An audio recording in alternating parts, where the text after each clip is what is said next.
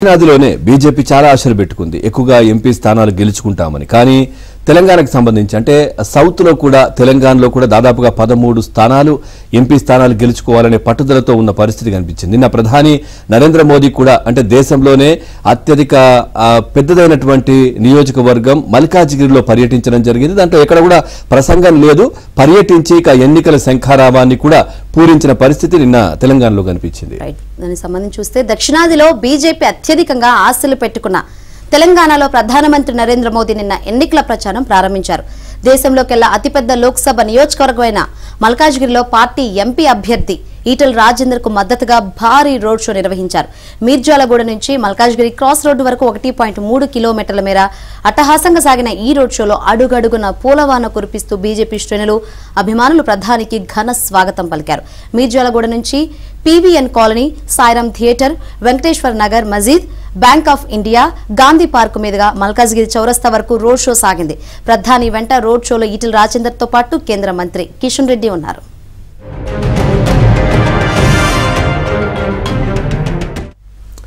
సాయంత్రం 5:42 బేగంపేటలో దిగిన మోదీకి MP Laxman, MLA Maheshwar Reddy, AB Reddy స్వాగతం పలికారు. రోడ్డు మార్గంలో 6:16 మిర్జాలగూడ వచ్చిన ప్రధానిని చూడ్డానికి మోదీ నినాదాలతో ఆ ప్రాంతం దద్దరిల్లింది. ఇక దారి పొడవునా ఏర్పాటు చేసిన 60 స్వాగత వేదికల గుండా ఓపెన్ టాప్ జీపులో అభివాదం చేస్తూ మోదీ రోడ్ షోలో ముందుకు సాగారు. ఇక మల్కాజ్గిరి చౌరస్తాలో ప్రధాని మాట్లాడతారని అంతా భావించారు. అయితే ఆయన ప్రసంగం లేకుండా కేవలం అభివాదం చేస్తూ వెళ్లిపోవడంతో పార్టీ శ్రేణులు నిరుత్సాహానికి గురయ్యారు. ఇక సుమారు 50 నిమిషాల పాటు సాగిన రోడ్ షోతో పరిసర ప్రాంతాలన్నీ బీజేపీ శ్రేణులతో కిక్కిరిసిపోయాయి. ప్రధాని రాక సందర్భంగా కళాకారులు చేసిన సాంస్కృతిక ప్రదర్శనలు ఆకట్టుకున్నాయి. ఇక హైదరాబాద్ బీజేపీ ఎంపీ అభ్యర్థి మాధవీలత, చేవెళ్ల అభ్యర్థి కొండ విశ్వేశ్వర్ రెడ్డి రోడ్ షోలో పాల్గొన్నారు.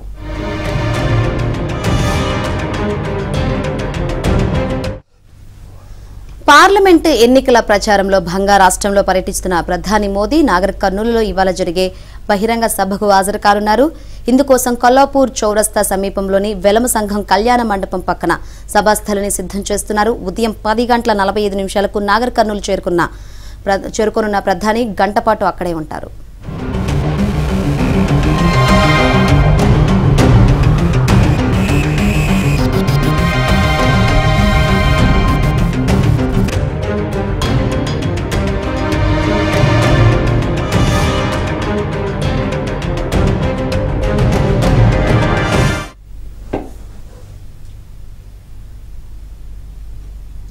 ఇక నిన్న మల్కాజ్గిరిలో ప్రధాని పర్యటనకు సంబంధించి ఈ రోజు నాగర్ కర్నూలు జరిగే సభకు సంబంధించి మరింత సమాచారాన్ని మా కరెస్పాండెంట్ నరేష్ అందిస్తారు. నరేష్, పూర్తి సమాచారం ఏంటి ఈ రోజు సభకు సంబంధించి?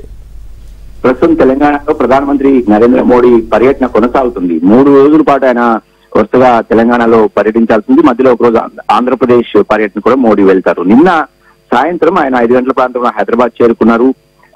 నేరుగా మల్కాజ్గిరి వచ్చారు. మల్కాజ్గిరిలో మీర్జాగూడ నుంచి మల్కాజ్గిరి వరకు 1.3 కిలోమీటర్స్ ఆయన రోడ్ షో చేశారు. ఈ రోడ్ షోకు పెద్ద ఎత్తున ప్రజల నుంచి స్పందన వచ్చింది.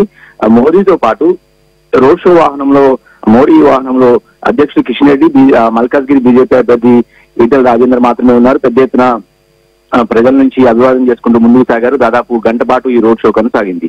ఆ తర్వాత ఆయన రాత్రి నేరుగా మల్కాజ్గిరి నుంచి రాజ్భవన్ చేరుకుని రాజ్భవన్ లోనే ఆయన రాత్రి బస చేశారు. ప్రస్తుతం నరేంద్ర మోడీ హైదరాబాద్ రాజ్భవన్ లోనే ఉన్నారు. ఈ రోజు ఉదయం ఆయన 11 గంటల ప్రాంతంలో బేగంపేట ఎయిర్పోర్ట్ నుంచి నాగర్ కర్నూలుకు వెళ్ళబోతున్నారు. నాగర్ కర్నూలులో బీజేపీ ఒక బహిరంగ సభను, ఇది పూర్తిగా రాజకీయ సభ, ఎన్నికల ప్రచారంలో భాగంగా నాగర్ కర్నూలు సభలో ఆయన ప్రసంగించబోతున్నారు. సో కవిత అరెస్ట్ తర్వాత ఇప్పటికే కేంద్ర హోంమంత్రి బీజేపీ అగ్రనేతల్లో ఒకరైన అమిత్ షా ఢిల్లీలో నిన్న స్పందించారు. ఈ రోజు మోడీ సభకు కొంత ప్రాధాన్యత కూడా ఉంది. ఏం మాట్లాడబోతున్నారు మోడీ? చాలా కాలంగా అంతకుముందు మోడీ పర్యటనలో భాగంగా కేసీఆర్ కుటుంబం మీద, లిక్కర్ స్కామ్ గురించి కూడా ఆయన, కేసీఆర్ కుటుంబ సభ్యుల మీద, ముఖ్యంగా కేసీఆర్ కుమార్తె మీద కూడా ఆయన గతంలో పరోక్షంగా విమర్శలు చేశారు. కాబట్టి ఈ రోజు ఆయన ఎలాంటి వ్యాఖ్యలు చేయబోతున్నారు అనేది కూడా కొంత రాజకీయంగా సహజంగానే ఆసక్తి ఉంటుంది. ఈ రోజు 11 గంటల ప్రాంతంలో ఆయన బేగంపేట నుంచి నాగర్ కర్నూలు వెళ్తారు. మధ్యాహ్నం 12 గంటలకు నాగర్ కర్నూలు బహిరంగ సభలో ప్రధాని మోడీ ప్రసంగిస్తారు. ఆ తర్వాత ఆయన కర్ణాటకకు వెళ్ళబోతున్నారు. కర్ణాటక గుల్బర్గాకు వెళ్తారు. రేపు మళ్ళీ ఆంధ్రప్రదేశ్ పర్యటనకు వెళ్లి ఆంధ్రప్రదేశ్ లో చిలకలూరుపేటలో కూటమి సభలో ఆయన పాల్గొనబోతున్నారు. ఇక ఎల్లుండి మళ్ళీ తెలంగాణకు వస్తారు. ఎల్లుండి జగిత్యాలలో బీజేపీ ఒక సభను ఏర్పాటు చేస్తుంది. నిజామాబాద్ పార్లమెంట్ పరిధిలో ఉమ్మడి కరీంనగర్ జిల్లాలో ఉండే జగిత్యాల ప్రాంతంలో ఒక సభను ఏర్పాటు చేశారు. ఆ సభలో పెద్దపల్లి, కరీంనగర్, నిజామాబాద్ పార్లమెంట్ కి సంబంధించిన బీజేపీ శ్రేణులను ప్రజలను తరలించడానికి బీజేపీ పెద్ద ఎత్తున ప్లాన్ చేసింది. సో మోడీ పర్యటన పూర్తిగా ఎన్నికల నేపథ్యంలో కొనసాగుతుంది. ఈ రోజు మధ్యాహ్నం 3 గంటలకు ఎన్నికల షెడ్యూల్ కూడా రాబోతున్న నేపథ్యంలో ఇక బీజేపీ పూర్తిగా దూకుడు పెంచింది. మోడీ మరొక 2 సార్లు కూడా తెలంగాణలో పర్యటించే అవకాశం కనిపిస్తుంది మళ్ళీ ఎన్నికలు జరిగే లోపు. నరేష్, పూర్తిగా ఆపరేషన్ సౌత్ అనుకోవచ్చా? ఎందుకంటే వెంటనే ఇటు కర్ణాటక కావచ్చు, ఇక్కడ కావచ్చు, లేదంటే కేరళ కావచ్చు, తమిళనాడు ఈ ప్రాంతాలను ఎంచుకున్నారు కదా ఎన్నికల నగారా మోగించడానికి పూర్తిగా. ఎందుకంటే ఈ ప్రాంతాలను ఒక కర్ణాటక మినహా ఈ 4 రాష్ట్రాల్లో ఎక్కువగా పట్టు లేదు కదా బీజేపీకి. ఇక్కడ పట్టు పెంచడం కోసమే ఇదంతా ఆపరేషన్ సౌత్ అనుకోవచ్చా? ఖచ్చితంగా ఈసారి ప్రధానమంత్రి నరేంద్ర మోడీ ముఖ్యంగా బీజేపీ ఒక టార్గెట్ ని పెట్టుకుంది. 400 పార్లమెంట్ సీట్లు గెలిపే లక్ష్యంగా వాళ్ళు ముందుకు వెళ్తున్న నేపథ్యంలో 400 మార్కును చేరుకోవాలంటే ఖచ్చితంగా సౌత్ లో కేంద్ర పాలిత ప్రాంతాలతో కలిపి సుమారు 133 స్థానాలు ఉన్నాయి సౌత్ లో. సో ఇక్కడ బీజేపీకి అంతగా బలంగా లేదు. ప్రాంతీయ పార్టీలు చాలా బలంగా ఉన్నాయి. ఏదైతే టీడీపీ కావచ్చు, అక్కడ జగన్ కావచ్చు, స్టాలిన్ లాంటి పార్టీలు, ప్రాంతీయ పార్టీలన్నీ కూడా బలంగా ఉన్న నేపథ్యంలో కొంత కాంగ్రెస్ కి అవకాశం ఉంది. కానీ బీజేపీకి మొదటి నుంచి సౌత్ లో కొంత బలం తక్కువని చెప్పాలి. ఈ నేపథ్యంలోనే సౌత్ లో ముఖ్యంగా దక్షిణ భారతదేశంలో కర్ణాటకలో 28 పార్లమెంట్ స్థానాలు ఉంటే గతంలో 25 స్థానాలు 2019లో బీజేపీ గెలుచుకుంది. వాటిని నిలబెట్టుకోవడంతో పాటుగా ముఖ్యంగా సౌత్ లో ఏదైతే కర్ణాటక తర్వాత బీజేపీకి కొంత తెలంగాణలోనే బలం ఉందనేది మొదటి నుంచి బీజేపీ నమ్ముతూ వస్తుంది. ఇందులో భాగంగానే బీజేపీకి ఇక్కడ 17 స్థానాల్లో కనీసం 10 నుంచి 12 స్థానాలు గెలిపే లక్ష్యంగా బీజేపీ ముందుకు వెళ్తుంది. ఇక్కడ అదేవిధంగా కేరళలో కూడా గతంలో ఎన్నడూ లేని విధంగా పెద్ద ఎత్తున మోడీ ప్రచారం చేస్తున్నారు. కేరళలో పూర్తిగా కాంగ్రెస్ అటు కమ్యూనిస్టుల ప్రభావం ఉండే కేరళలో కూడా 4-5 స్థానాలు గెలుస్తామని చెప్పి బీజేపీ చాలా ధీమాగా చెప్తుంది. గతంలో ఎన్నడూ బీజేపీ కేరళలో అన్ని స్థానాలు గెలిచిన పరిస్థితులు లేవు. అదేవిధంగా తమిళనాడులో కూడా దినకరన్ పార్టీతో పొత్తున్న బీజేపీ తమిళనాడులో కూడా కనీసం 4-5 సీట్లు గెలిపే లక్ష్యం ముందుకు వెళ్తుంది. ఇందులో భాగంగానే పెద్ద ఎత్తున సౌత్ ఇండియా మీద వాళ్ళు దండయాత్ర చేస్తారని